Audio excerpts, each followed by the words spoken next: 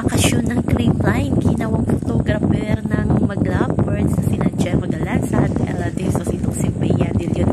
Ayan, makikita talaga natin na seryoso talaga si Bea na kumukuha ng larawan ng dalawa. Grabe pa yung posisyon ni Bea, talagang alam natin at gustong-gusto niyang una ng dalawa na maganda ang magiging resulta, diba? Sweet ng Jella. At ito na nga, nasa tamang tahanan na itong si Bea De Leon. Ang iba ng aura ni Bea, marunong magbiro, pasayaw-sayaw na. Alam naman natin na good vibes ang kanyang napuntahang team. Kaya abangan natin ang more photos at videos ng ganap ng Creamline Girls kasi hanggang ngayon nasa ibang bansa pa din sila. So yan lang po guys ang ating update sa ngayon. Hanggang sa muli, bye-bye. Also remember, wag po tayong magpaka-stress.